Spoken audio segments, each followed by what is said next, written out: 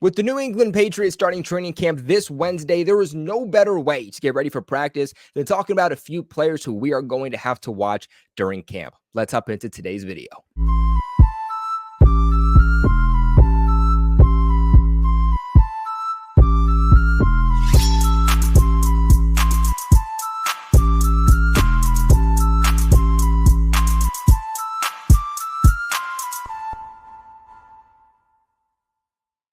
What is going on, Pats Nation? It's your boy Colby, also known as Patriots Global, back here with another video. Our New England Patriots are taking the field for the start of training camp this Wednesday, which officially means that football is back, baby, okay? The 4-win season that the New England Patriots just went through, all of the heartbreak and the suffering that us Patriots fans went through all season long is officially behind us, and the new era of Drake Maye, Jerod Mayo, Elliott Wolf, it is officially here. For those of you who aren't subscribed to the channel yet, make sure you guys do hit that subscribe button for all of your New England Patriots news, rumors, thoughts, opinions. Like I said in my last video, this upcoming season, we are not only going to be doing post-game breakdowns, but we're also going to be doing live game watch parties. Quite literally, this is your one-stop shop for everything New England Patriots.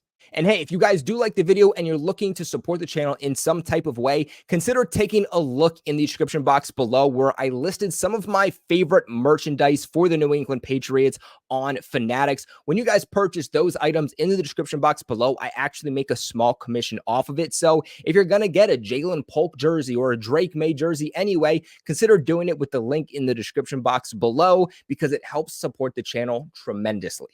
But like I said, we are going to be talking about a few Patriots players that you guys have to make sure you are watching during training camp because they either have something to prove or we have a lot of question marks surrounding them. So let's talk about the first guy for me, which is going to be Alex Austin. The Patriots have a real question on who is going to be their second boundary corner outside of Christian Gonzalez. Now, thank God that the Patriots drafted Christian Gonzalez in 2023 so that we don't have questions on who our number one cornerback is going to be, but there is still a lot of questions on what the roster is going to look like opposite of him. Now, Alex Austin is a guy that the Patriots picked up off of waivers during this past season. He was ironically drafted by the Buffalo Bills and it looked really good down the stretch with the Patriots, especially when he played the Buffalo Bills and was able to pick off Josh Allen. He's only 23 years old. He's in his prime. He has so much time to still develop. He has both the size and the length that the Patriots are looking for a perimeter cornerback. And to me, I'm just a fan of not playing Jonathan Jones on the perimeter anymore. I'm a big fan of putting players in positions to succeed, something that Belichick was infamous for, but it seems like during the tail end of his career, he was just saying, well, we have a hole, so we're just going to put duct tape over this hole. And by doing that, he put Michael Onwenu from guard to tackle and put Jonathan Jones from slot cornerback to perimeter cornerback. And don't get me wrong, Jonathan Jones can play at perimeter cornerback in a pinch if he needs to, but he's just inconsistent at times when he plays on the outside. Versus when Jonathan Jones plays in the slot, he's a top 3 slot cornerback in the NFL. And that's not even my opinion. That is a statistical fact. Right now, based off of what we saw from spring practices and OTAs and mini camp, the Patriots are giving 2 guys those looks opposite of Christian Gonzalez. And that is 1, Alex Austin, and 2, Marco Wilson. So far, it definitely seems like the guy who's winning that competition is Alex Austin. But football is what have you done for me lately? The team is going to care more about what you do in the preseason, what you do when the pads go on versus what you did during spring practices. So if Alex Austin is going to be able to continue what he did during spring and what he did at the end of 2023, then I feel pretty confident that he's locked there. But that is a big position to lock down, and we're going to have to see if he's going to be able to do it. Facing guys like Tyreek Hill, Jalen Waddle, Garrett Wilson twice a year is a really tall task, and the Patriots are going to need to have those perimeter cornerbacks locked down if they're going to have any success in this upcoming season. Now, my next one is a little bit more clumped into one rather than one specific player, and you guys will see why, and that is the 2 rookie wide receivers, JaLynn Polk and JaVon Baker.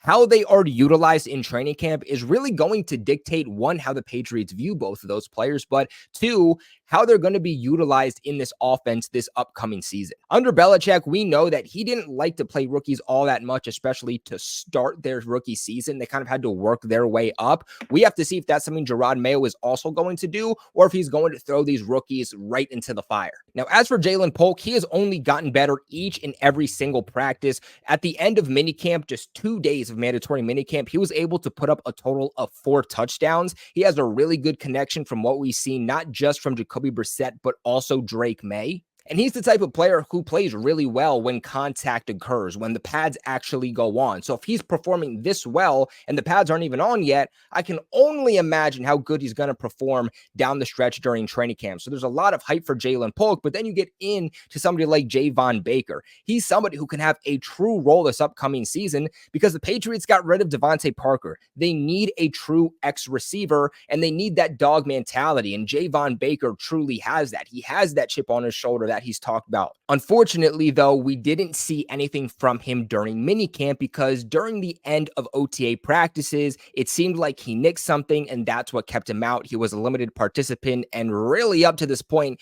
we haven't heard all that much from him. My biggest question for JaVon Baker is something that's going to be answered day one, and that is his health. Where is he currently? Is this something that we have to worry about? Is this a nagging injury? Is this something that could potentially prevent his status for week 1 of this upcoming season? Or is he coming here day 1 on Wednesday and is an immediate full participant? And then really the last thing that I'm looking for from both of these guys is how they're being utilized. Is JaVon Baker continuing to be used as that X receiver? Or is he being asked to play a little bit in the slot and outside? Moving on to JaLynn Polk, is he somebody that plays a little bit X? Is he playing the Y? Is he playing the Z? Is he playing the slot? Whether you're going to camp or whether you're just listening in on social media, make sure you listen which team JaVon Baker and JaLynn Polk are playing for. Are they playing with the first team offense? Are they playing with the second team offense? Because that is definitely a big takeaway.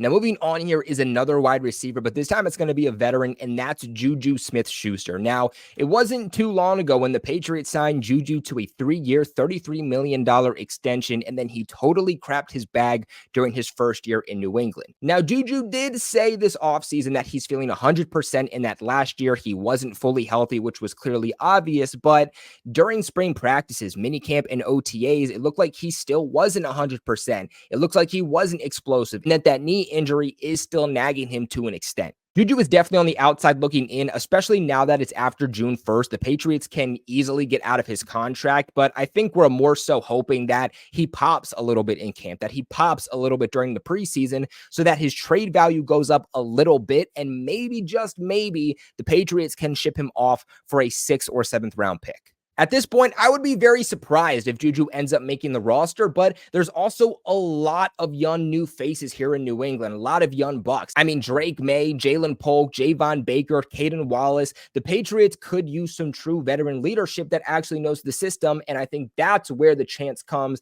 that Juju can still make the roster. But I think if he is going to make the roster, he is going to have to show some capability and some type of connection with Jacoby Brissett and Drake Maye. Now, next up for me is another offensive player, and this one is on the offensive line with Chuks Okorafor. Now, you could say any player on the offense, and I would say, yeah, I understand why you would probably be watching them. You could include the entire offensive line in this video, and I would completely agree with you. But the reason that I'm specifically choosing Chuks Okorafor is because he is the player on the offensive line that holds the most responsibility, at least not named David Andrews. Not only is Chuks Okorafor being asked to switch positions, but he's asked to be playing the most important position on the offensive line over at left tackle. Whether it's Jacoby Brissett or Drake Maye, that's going to be the guy that is protecting their blind side. And especially if Drake Maye does start, the last thing you want is for your young quarterback taking too many hits or for his internal clock to be sped up. The Pats have already had a lot of shuffling on their offensive line throughout spring practice, but the one thing that has remained consistent other than David Andrews at center has been Chuks Okorafor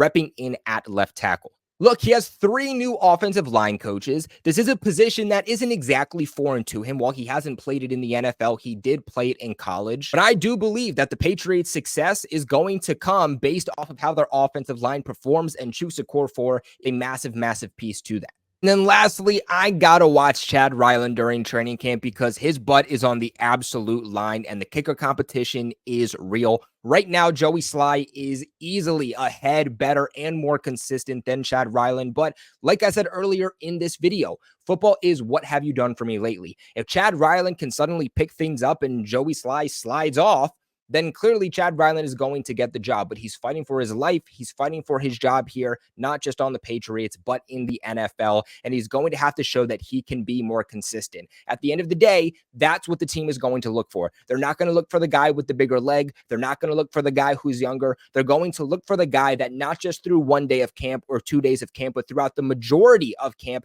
has been the most consistent. What we need to see from Chad Ryland is that he can get it with inside the 40 consistently. We don't really care if you can make a kick from 53, 55, 60, 65 yards. At the end of the day, if you can't get those easy chip shot field goals and extra points, then it really doesn't matter. Consistency has to come before the splashy plays, and I think that that's something that sooner rather than later, Chad Ryland is going to have to recognize. Those are going to be a few players that I'm going to be watching during training camp. There's obviously a lot of other main guys that I'm going to be watching. Obvious players like Drake Maye, Christian Gonzalez. But at the end of the day, these are going to be the guys that I think have the most on the line. But let me know what players you guys are going to be watching in the comment section below. Remember to leave a big like on this video. And of course, subscribe to the channel for all of your New England Patriots news. I appreciate you all so much for watching. And of course, never forget, go Pats.